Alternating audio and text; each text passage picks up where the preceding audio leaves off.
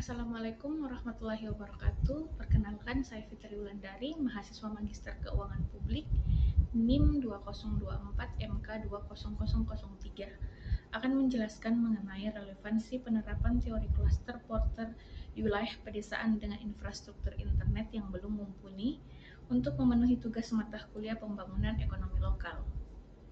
Teori klaster Porter yang dikemukakan oleh Michel Porter menjelaskan bahwa konsentrasi geografis pelaku usaha, pemasok, lembaga pendukung, dan institusi terkait dalam suatu wilayah dapat meningkatkan produktivitas, inovasi, dan daya saing ekonomi lokal. Meskipun teori ini banyak diterapkan pada kawasan yang memiliki infrastruktur maju, konsep klaster tetap relevan untuk wilayah pedesaan yang memiliki keterbatasan jaringan internet. Mengapa demikian? Karena keterbatasan internet tidak menghilangkan esensi utama teori klaster. Karena inti klaster terletak pada kedekatan geografis dan interaksi langsung antara aktor ekonomi. Di wilayah pedesaan, hubungan tatap muka, kepercayaan sosial, dan jaringan komunitas justru sering menjadi modal sosial yang kuat untuk membangun dan mendukung aktivitas ekonomi. Dalam perspektif pembangunan ekonomi lokal, keberadaan klaster diantaranya dapat yang pertama, menurunkan biaya transaksi melalui kedekatan lokasi produsen, pemasok, dan pasar.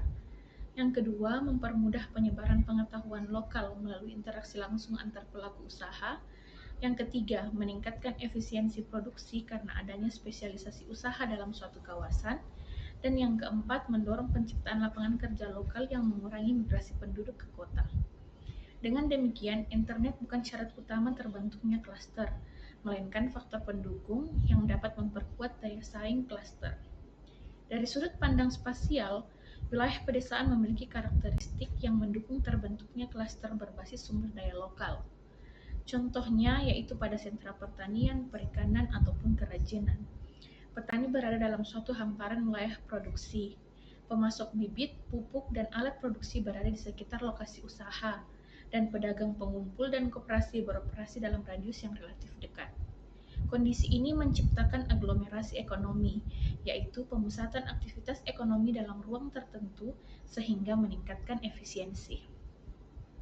Namun, keterbatasan internet menyebabkan akses informasi pasar menjadi lambat, pemasaran digital belum optimal, dan hubungan dengan pasar nasional dan global menjadi terbatas. Secara spasial, kondisi ini menunjukkan bahwa klaster pedesaan masih kuat pada jaringan lokal, tetapi lemah pada jaringan eksternal.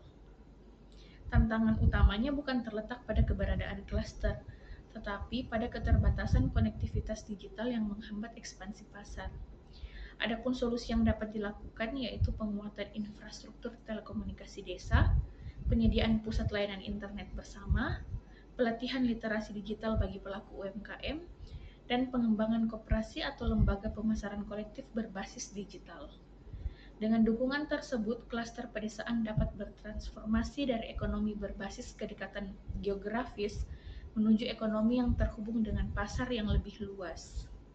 Sehingga dengan demikian, teori klaster Porter tetap relevan diterapkan di wilayah pedesaan meskipun infrastruktur internet belum mumpuni. Hal ini karena kekuatan utama klaster berasal dari kedekatan geografis, interaksi sosial, dan pemanfaatan sumber daya lokal. Dengan demikian, teori klaster Porter tidak kehilangan relevansinya di wilayah pedesaan. Justru melalui penguatan jaringan lokal dan dukungan transformasi digital, klaster pedesaan dapat menjadi motor penggerak pembangunan ekonomi lokal yang inklusif, berdaya saing, dan berkelanjutan. Demikian yang dapat saya sampaikan. Terima kasih atas perhatiannya. Assalamualaikum warahmatullahi wabarakatuh.